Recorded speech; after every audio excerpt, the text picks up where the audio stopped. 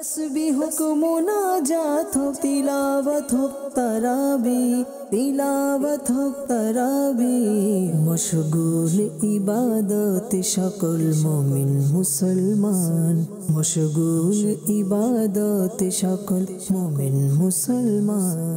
अल्हम्दुलिल्लाहि रब्बिल आलमीन वस्सलातु वस्सलामु अला सय्यिदिल मुरसलीन अम्मा बअद फ़अऊज़ु बिल्लाहि मिनश शैतानिर रजीम बिस्मिल्लाहिर रहमानिर रहीम अस्सलातु वस्सलामु अलैका या रसूलल्लाह अस्सलातु वस्सलामु अलैका या हबीबल्लाह अस्सलातु वस्सलामु अलैका या नबियल्लाह व अला आलिका व असहाबिका या नूरल्लाह। মাদানী চ্যানেলের দর্শকবৃন্দ, দরুদ শরীফ পাঠ করার অগণিত ফজিলত এবং বরকত রয়েছে। প্রিয় নবী সাল্লাল্লাহু আলাইহি ওয়াসাল্লাম ইরশাদ করেন, যে ব্যক্তি আমার উপর একবার দরুদ শরীফ পাঠ করে আল্লাহ তাআলা তার উপর 10টি রহমত নাজিল করেন। আর এক হাদিসে রাসূল করিম সাল্লাল্লাহু আলাইহি ওয়াসাল্লাম ইরশাদ করেন, যে ব্যক্তি আমার উপর সকালে 10 বার আর সন্ধ্যায় 10 বার দরুদ শরীফ পাঠ করবে, কাল কিয়ামতের দিন আমি তার জন্য শাফাআত করব। মাদানী চ্যানেলের দর্শকবৃন্দ, আমরা অধিক হারে দরুদ শরীফ পাঠ করি, আমাদের সময়কে দুরূদ শরীফে ব্যয় করি। রমজান মাস, নামাজ পড়ার পরে আমরা দুরূদ শরীফ পাঠ করার মধ্যে লেগে যাই। আল্লাহ তাআলা আমাদেরকে অধিক সওয়াব দান করবেন। সাল্লু আলাল হাবিব সাল্লাল্লাহু তাআলা আলা মুহাম্মদ সাল্লাল্লাহু আলাইহি ওয়াসাল্লাম। মাদানী চ্যানেলের দর্শকবৃন্দ, উপস্থিত হয়েছি দারসে তারাবি অনুষ্ঠানে। আজ রমজান মাসের 14তম রজনী, আর আজ আমাদের আলোচনার প্রতিপাদ্য বিষয় হলো 14 নং পারা। 14 পারার মধ্যে কি রয়েছে? 14 পারার মধ্যে সূরা হিজর সম্পর্কে আলোচনা করা হয়েছে এবং সূরা নাহাল সম্পর্কে আলোচনা করা হয়েছে। সূরা হিজর মক্কাতুল মুকাররমায় নাজিল হয়, আর হিজর শব্দের অর্থ হচ্ছে উপত্যকা। এটা এমন উপত্যকা যে পূর্ববর্তী লোকদের উপর এই উপত্যকায় আযাব হয়েছিল। প্রিয় নবী সাল্লাল্লাহু তাআলা আলাইহি ওয়াসাল্লাম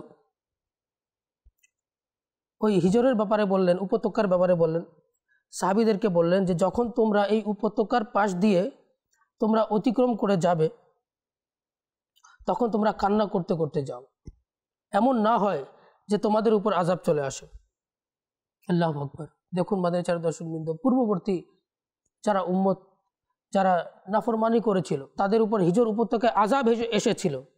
আর রাসূল করিম সাল্লাল্লাহু আলাইহি ওয়াসাল্লাম সাহাবা کرامকে শিক্ষা দিচ্ছেন যে এই উপত্যকা দিয়ে যাওয়ার সময় তোমরা কান্না করতে করতে যাও, আল্লাহর ভয় করতে করতে যাও।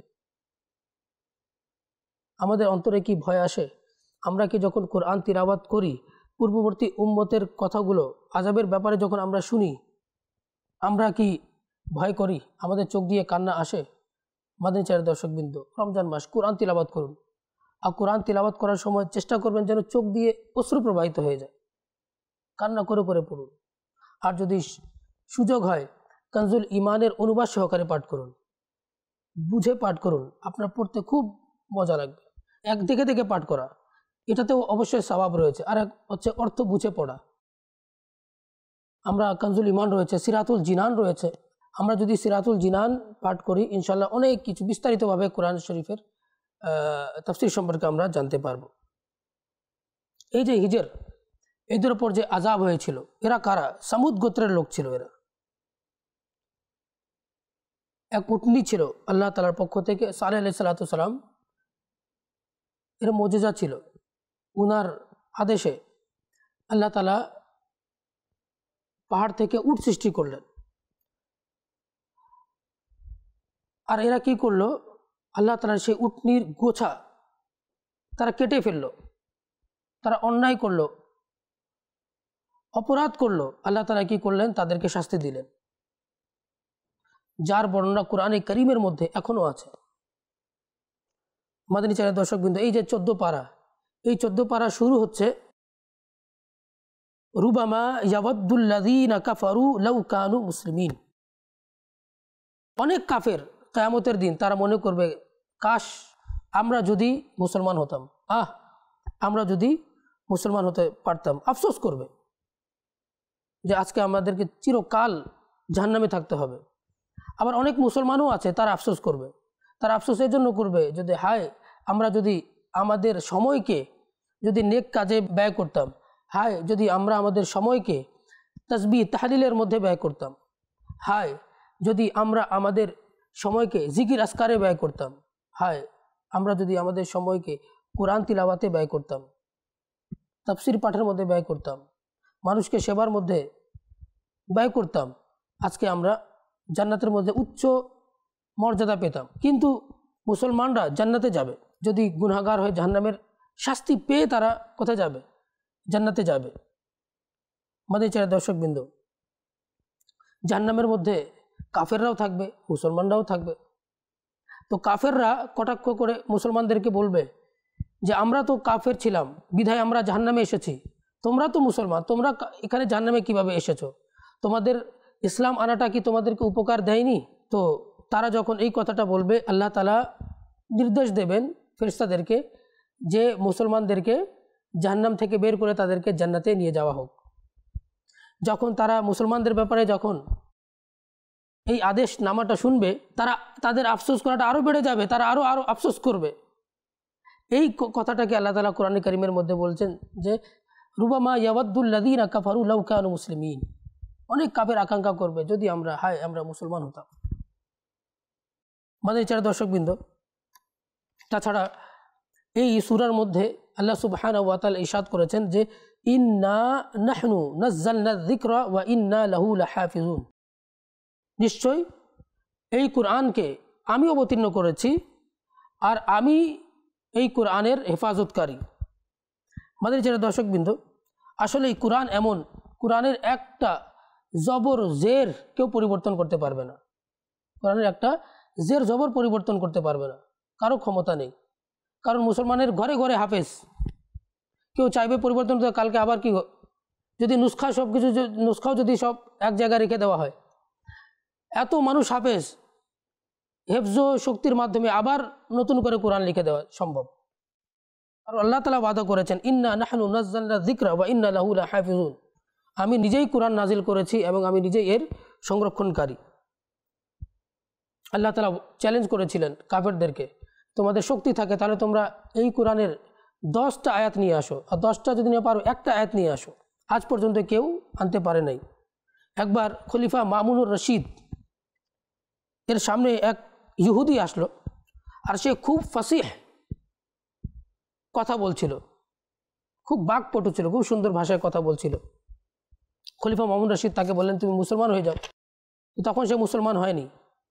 কিছুদিন পর সে খলিফা মামুনুর রশিদ এর কাছে আসলো, আর সে বলল যে আমি মুসলমান হয়ে গেছি। খলিফা মামুনুর রশিদ জিজ্ঞাসা করলো যে তুমি কিভাবে মুসলমান হয়েছো, কারণটা কি, ইসলামের কোন বিষয় তোমাকে উৎসাহিত করেছে ইসলাম আনার ক্ষেত্রে? সে বলল যে আমি অনেক ইহুদিদের গির্জায় গিয়েছি, খ্রিস্টানদের গির্জায় গিয়েছি। আমি কি করতাম, আমার তো ভাষা সুন্দর, আমি তাদের কিতাব কিনে তাদের কাছে কিনে আমি ওই পরিবর্তন করে দিতাম, আর পরিবর্তন করে দিয়ে আবার তাদের কাছে বিক্রি করে দিয়েছি, কিন্তু তারা আজ পর্যন্ত ধরতে পারেনি, আর তারা সহজেই কিনছে। কিন্তু আমি মুসলমানদের কোরআন পরিবর্তন করার চেষ্টা করলাম, আর যখনই একজনের কাছে বিক্রি করতে গেলাম সাথে বলে আচ্ছা আগে দেখি, পড়ে দেখি। যখন পড়ে দেখলো, সাথে সাথে যেখানে যেখানে ভুল ছিল দাগ দিয়ে দেখালো যে এখানে পরিবর্তন করা হয়েছে, এই কোরআন আমরা নিব না। একটা হরফ পর্যন্ত আমি চেঞ্জ করতে পারি নাই। আমি বুঝে গেলাম যে আল্লাহ সুবহানাহু ওয়া তাআলা যে বলেছেন ইন্না নাহনু নাযালনা যিকরা ওয়া ইন্না লাহু লাহাফিজুন, নিশ্চয়ই আমি কোরআন নাজিল করেছি এবং আমি এর হিফাজতকারী। এখানে ইন্না শব্দ ব্যবহার করা হয়েছে। ইন্না হুরুফে মুশাব্বাহা বিল ফিল, ইন্না আন্নাকা আন্না লাইতা লাকিন্না লাআল্লা, 6টা হুরুফে মুশাব্বাহা বিল ফিল। আর ইন্না তাকিদের জন্য আসে, এখানে শুরুতে তাকিদ ব্যবহার করা হয়েছে। আবার দ্বিতীয় ওয়া ইন্না লাহু লাহাফিজুন, আবার ইন্না তাকিদের জন্য আসছে। আবার লাহাফিজুন, লা যে বর্ণটা রয়েছে এটাও তাকিদের জন্য। এক লাইনে 3 বার তাকিদ ব্যবহার করা হয়েছে যে আল্লাহ তাআলাই সংরক্ষণ করবেন, আল্লাহ তাআলাই হেফাজতকারী। 1400 বছর হয়ে গেছে কোরআন শরীফের, আজ পর্যন্ত একটা হরফ কেউ পরিবর্তন করতে পারেনি, আর কিয়ামত পর্যন্ত কেউ পারবে না, কারণ আল্লাহ তাআলা হেফাজতের দায়িত্ব নিয়েছেন। কিন্তু পূর্ববর্তী যে তাওরাত শরীফ ছিল, মুসা আলাইহিস সালামের উপর নাজিল হয়েছে, পরিবর্তন করে দিয়েছে। ইনজিল শরীফ ঈসা আলাইহিস সালামের উপর নাজিল হয়েছিল, ওরা কি করে দিয়েছে, পরিবর্তন করে দিয়েছে।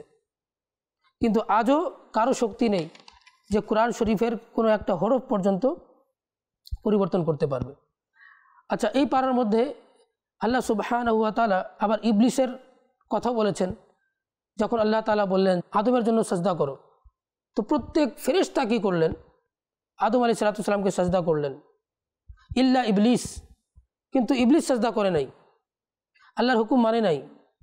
তাকে যখন জিজ্ঞেস করা হলো যে কেন সাজদা করনি, ইবলিস বলল যে খালাকতানি মিন নারিন ওয়া খালাকতাহু মিন তিন, বলা তুমি তো আমাকে আগুন দ্বারা সৃষ্টি করেছো আর তাকে তো মাটি দ্বারা সৃষ্টি করেছো, আমি তার থেকে উত্তম। নাউযু বিল্লাহি মিন যালিক। ইবলিস নিজে নিজে অহংকার করলো আর নিজে নিজে সে মনে করছে যে আগুন উত্তম মাটির চেয়ে, কিন্তু আসলে এরকম না। দেখুন, মাটি দ্বারা ঘর নির্মাণ হয়, মাটি দ্বারা ইট নির্মাণ হয়, ইট দিয়ে আবার ঘর নির্মাণ হয়। আর আগুন দ্বারা কি হয়? কোনো বাড়িতে আগুন লেগে গেলে সেই বাড়িটা ধ্বংস হয়ে যায়। তো মাটি দ্বারা ঘর নির্মাণ হয়, আবাদ হয়, আর আগুন দ্বারা বরবাদ হয়। আর শয়তান নিজে নিজে কি মনে করছে যে তাকে মাটি দ্বারা সৃষ্টি করা হয়েছে, আমাকে আগুন দ্বারা সৃষ্টি করা হয়েছে, আমি উত্তম। নাউযু বিল্লাহি মিন যালিক। অহংকার করা যাবে না। সে অহংকার করলো। আল্লাহ সুবহানাহু ওয়া তাআলা কোরআন কারীমের মধ্যে বললেন যে আবা ওয়াস্তাকবারা ওয়া কানা মিনাল কাফিরিন। সে কি করলো? অবাধ্য হলো, ওয়াস্তাকবারা তাকাব্বুর করলো, অহংকার করলো, ওয়া কানা মিনাল কাফিরিন, এবং কাফের হয়ে গেল। সারা জীবন ইবাদত করছেন কিন্তু অহংকার করলেন। অহংকার পতনের মূল। আজকে ইবলিস আল্লাহ তাআলা কি করলেন যে কিয়ামত পর্যন্ত সে অভিশপ্ত, বিতাড়িত।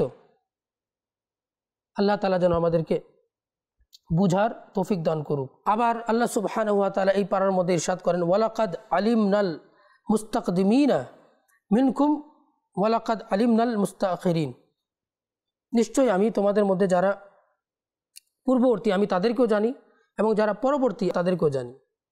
মুফাসসিরিনগণ এই আয়াতে কারিমার মধ্যে যে মুস্তাকদিমিন এবং মুস্তাখিরিন শব্দ ব্যবহার করা হয়েছে, তো মুস্তাকদিমিন দ্বারা বোঝানো হচ্ছে পূর্ববর্তী উম্মতগণ, আর মুস্তাখিরিন দ্বারা বোঝানো হচ্ছে আমাদের এই উম্মতকে।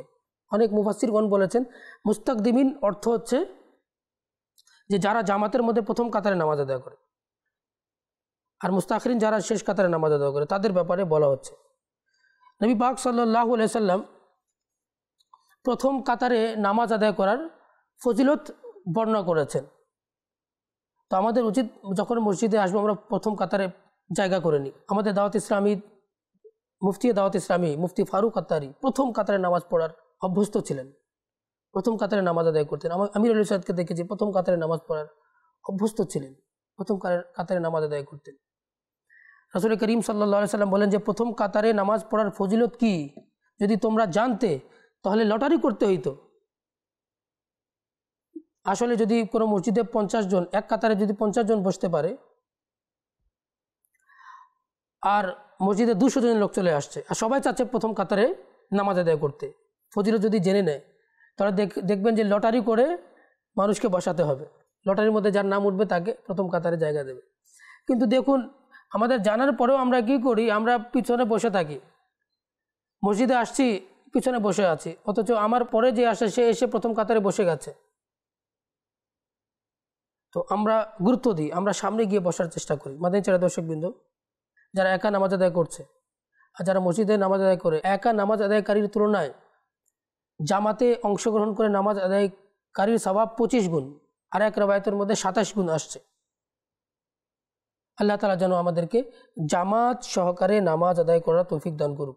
মাদানী চ্যানেল দর্শকবৃন্দ, জান্নাত রয়েছে 8টি এবং জাহান্নাম রয়েছে 7টি। জাহান্নামের 7টা দরজা আর প্রত্যেকটা আলাদাভাবে বণ্টিত।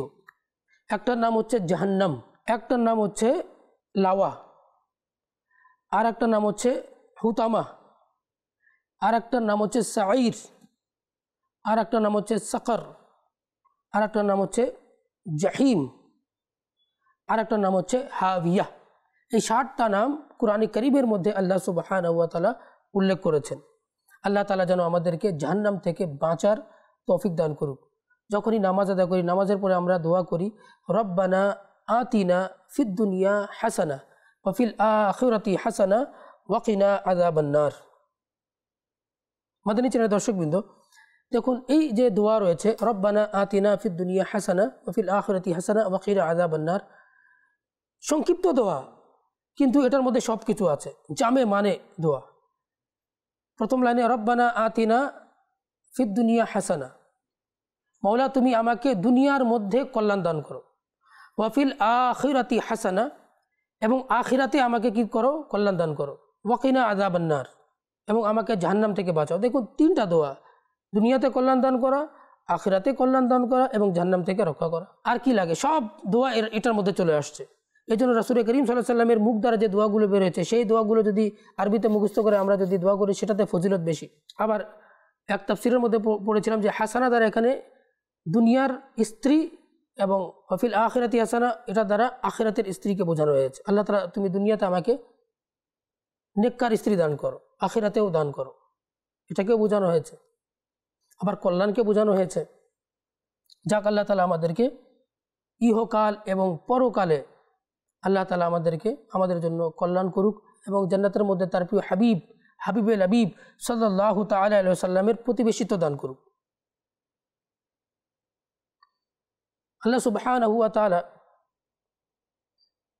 ইরশাদ করেন, আমার বান্দাদেরকে হাবিব তুমি খবর দিয়ে দাও যে আমি গফুর রহিম, আমি দয়ালু, পরম করুণাময়, ওয়া আন্না আযাবি হুয়াল আযাবুল আলীম, নিশ্চয় আমার আযাব খুবই বেদনাদায়ক আযাব। আমাদেরকে কিন্তু এটাও আকীদা রাখতে হবে যে আল্লাহ গফুর রহিম।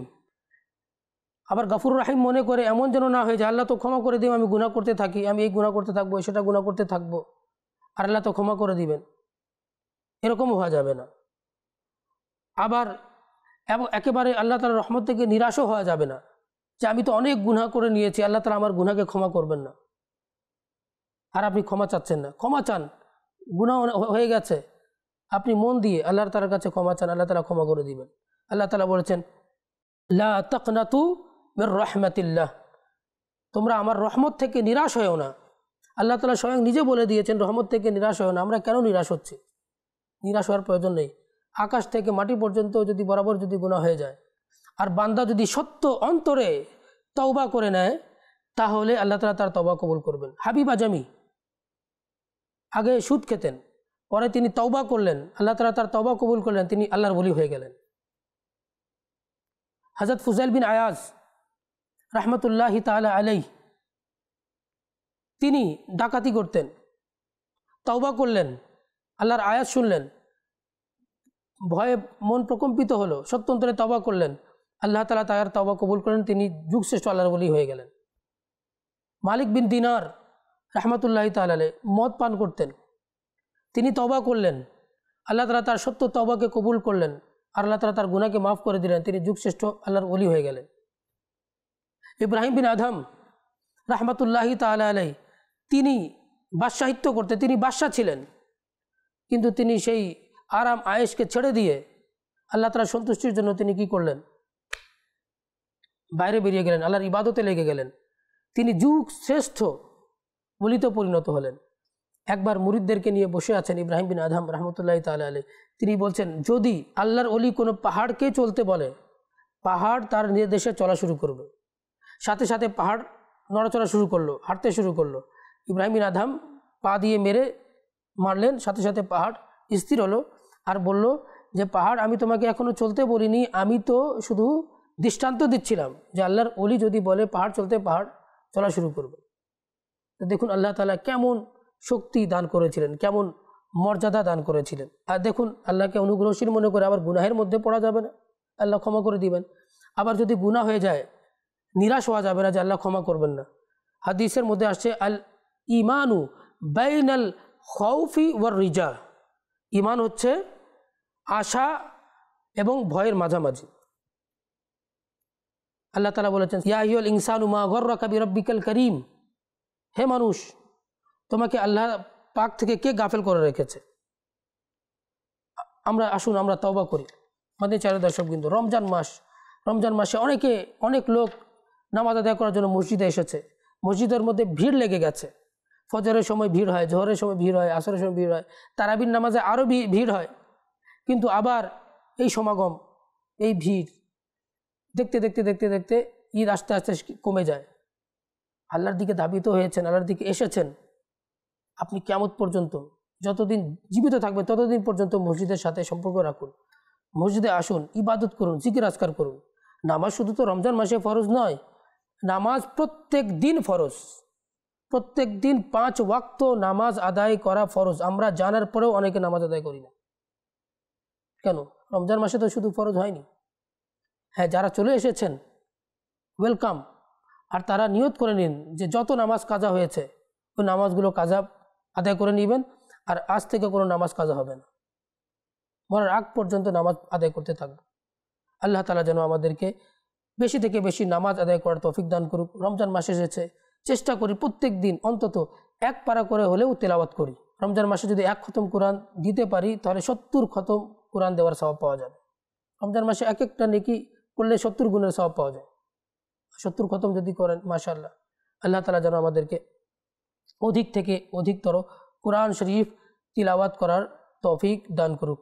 আমিন বিজাহি নবিল আমিন ওয়া সাল্লাল্লাহু তাআলা সাল্লাম। আগামী অনুষ্ঠানে আবারও আপনাদের সম্মুখে উপস্থিত হব 15 পারা নিয়ে। ততক্ষণ পর্যন্ত আপনারা ভালো থাকুন, সুস্থ থাকুন, মাদানী চ্যানেল দেখতে থাকুন। সাল্লু আলাল হাবিব সাল্লাল্লাহু তাআলা আলা মুহাম্মদ সাল্লাল্লাহু আলাইহি ওয়াসাল্লাম।